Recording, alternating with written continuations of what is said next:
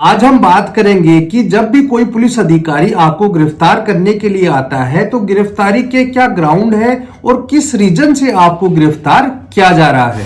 ये जो ग्राउंड और रीजन है यह पुलिस आपको बताएगी कि किस रीजन से आपको गिरफ्तार किया गया है। पुलिस अभी तक तो कोर्ट में यह बता देती है कि हमने जिस व्यक्ति को गिरफ्तार किया है उसको गिरफ्तारी के ग्राउंड और कारण बताए हैं, उसके बाद ही हमने उस व्यक्ति को गिरफ्तार किया है। 2024 में सुप्रीम कोर्ट में दो मामले पहुंचते हैं। पहला है परभीर पुरकास्ता वर्सेस स्टेट ऑफ दिल्ली और दूसरा है Pankaj Bansal versus union of India.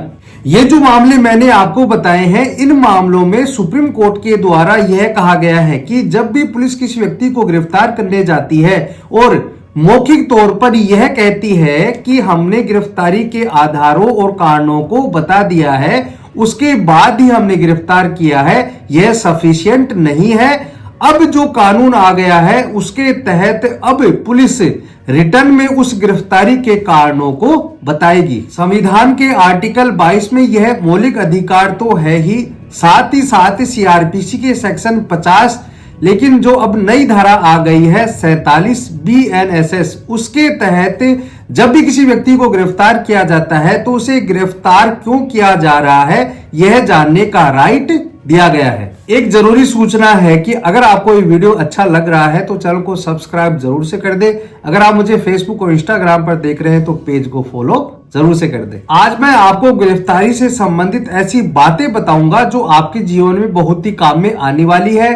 साथ ही साथ इससे संबंधित हाई कोर्ट, सुप्रीम कोर्ट के क्या जजमेंट दिए गए हैं। पहला है बाबू बनाम स्टेट ऑफ केरल 2025 का यह मामला है। दूसरा है अनवर खान उर्फ चाचा वर्सेज राष्ट्रीय राजधानी क्षेत्र दिल्ली राज्य 2025 का यह मामला है। ये जो मैं आपको मामले बता रहा हूं 2025 के, इसमें यह बताया गया है कि जब भी कोई पुलिस अधिकारी किसी व्यक्ति को गिरफ्तार करती है तो उस व्यक्ति को गिरफ्तारी के कारण और आधार रिटर्न में देने होंगे। तीसरा है Vicky Bharat Kalyani versus state of Maharashtra 2025 का यह मामला है। अभी हाल ही में एक मामला सुप्रीम कोर्ट में पहुंचता है, Mihir Rajesh Shah versus state of Maharashtra 6 नवंबर 2025 को अभी इसमें जजमेंट आया है। मैंने पहले जो आपको जजमेंट बताए हैं उनमें एक बात बताई गई है और इसके बाद इन फैसलों के बेसिस पर डिफरेंट हाई कोर्ट के द्वारा भी इस तरह के जजमेंट पारित किए जा रहे थे। लेकिन जो कॉमन बात थी सारे हाई कोर्ट्स के जजमेंट्स में यह बताया गया था कि जो पुलिस की गिरफ्तारी थी वह अवैध गिरफ्तारी थी और जो मुलजिम थे उन्हें रिहा करने के आदेश दे दिए गए थे। साथ ही साथ यह भी लिखा गया है कि पुलिस वैध गिरफ्तारी के लिए स्वतंत्र होगी। जब भी कोई पुलिस अधिकारी गिरफ्तारी करने के लिए जाता है तो उसे गिरफ्तारी के कारणों और आधारों को लिखित में देना होगा, उसके बाद वह पुलिस उसे गिरफ्तार कर सकती है। अब आगे मैं जो बात बताने जा रहा हूं इसे आप ध्यान से सुनना और समझना। आज का सवाल हमारा ये रहेगा कि जब भी कोई पुलिस किसी व्यक्ति को अवैध रूप से गिरफ्तार करके ले आती है और हाई कोर्ट और सुप्रीम कोर्ट के द्वारा उस अक्यूज्ड व्यक्ति को छोड़ दिया जाता है और छोड़ने के बाद क्या पुलिस दोबारा से उसे टॉर्चर कर सकती है और क्या फिर से उस व्यक्ति को पुलिस अवैध रूप से गिरफ्तार कर सकती है?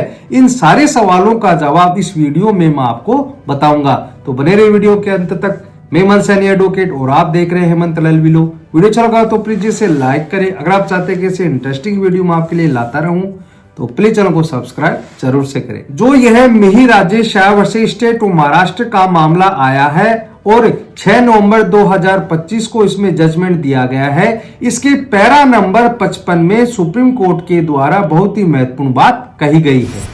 इस मामले में ऑनरेबल सुप्रीम कोर्ट के द्वारा यह कहा गया है कि अगर किसी व्यक्ति को गिरफ्तारी के समय लिखित में आधारों और कारणों को नहीं दिया जाता है तो उसे रिहा करने का अधिकार मिल जाता है।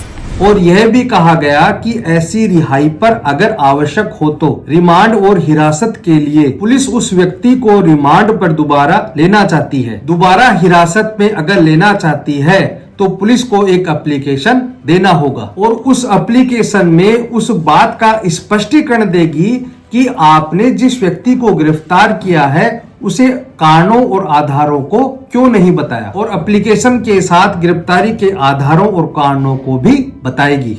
और जब ऐसा आवेदन मजिस्ट्रेट के सामने पेश होगा तो मजिस्ट्रेट के द्वारा प्राकृतिक न्याय के सिद्धांतों का पालन करते हुए शीघ्रता से और अधिमानतः 1 सप्ताह के अंदर उस एप्लीकेशन का डिसीजन करेगी। जहां पर मेरा मानना है कि अगर प्राकृतिक सिद्धांत लागू हो गया, वहां पर एक बार अवैध गिरफ्तारी हो गई है, तो उस व्यक्ति को दोबारा से गिरफ्तार करने की इजाजत नहीं दी जाए। तो Mihir Rajesh Shah versus state of Maharashtra वाले मामले में सुप्रीम कोर्ट ने कहा, इस प्रकार के फैसले डिफरेंट हाई कोर्ट के द्वारा किए जा रहे हैं कि अवैध गिरफ्तारी तो हमने मान ली और रिहा करने का भी आदेश दे दिया, लेकिन आप फिर से स्वतंत्र हैं दोबारा से गिरफ्तार करने के लिए। इस संबंध में मेरा मानना यह है कि प्रैक्टिकल इशू यह है कि जब तक यह आदेश होगा हाई कोर्ट या सुप्रीम कोर्ट से, तब तक चार्जशीट न्यायालय में पेश हो जाएगी और विवेचना भी समाप्त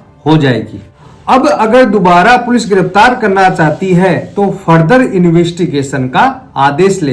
इसके लिए चाहे सीनियर अधिकारी से आदेश ले, चाहे मजिस्ट्रेट से आदेश ले, पुलिस का काम ज्यादा बढ़ जाएगा। अगर इस प्रकार से किया जाता है तो निश्चित रूप से पुलिस को गलत काम को बढ़ावा देना होगा। पुलिस को अपनी ही गैर कानूनी गिरफ्तारी के बाद दोबारा से गिरफ्तारी की अनुमति देना, आधिकारिक लापरवाही को पुरस्कृत करना और नागरिक को दंडित करना होगा। जिनको हाई कोर्ट और सुप्रीम कोर्ट ने लापरवाही माना, उनको दोबारा से परमिशन देना उन्हें दोबारा से इनाम देने के बराबर होगा। प्रक्रियात्मक चूक को ठीक करने के बाद की गई दूसरी गिरफ्तारी जांच एजेंसी को रिमांड की अवधि को फिर से निर्धारित करने और उसे अपनी ही चूक के लिए हिरासत की एक नई अवधि प्रदान करने में सक्षम बनाएगी। यानी कि पुलिस ने जो गलती की है उन गलतियों को सुधार के दोबारा से पुलिस हिरासत में ले सकती है। मेरा मानना यह है कि संविधान के अनुच्छेद 21 के तहत पर्सनल लिबर्टी के खिलाफ है। ऐसा ही अगर कोई मामला आपके सामने है कि पुलिस बिना बताए या बिना आधारों कारणों को बताए गिरफ्तार कर लेती है और गिरफ्तारी के आधारों को रिटर्न में नहीं देती है, और मैंने आपको जितने भी जजमेंट बताए हैं उनके आधार पर आप उस गिरफ्तारी को हाई कोर्ट और सुप्रीम कोर्ट में चैलेंज कर सकते हैं। तो दोस्तों आज के लिए इतना ही। वीडियो अच्छा लगा तो प्लीज इसे लाइक करें। अगर आप चाहते हैं कि ऐसे इंटरेस्टिंग वीडियो मैं आपके लिए बनाता रहूं तो प्लीज चैनल को सब्सक्राइब जरूर से करें, ताकि ऐसे नॉलेजेबल और इंटरेस्टिंग वीडियो मैं आपके लिए लाता रहूं। धन्यवाद।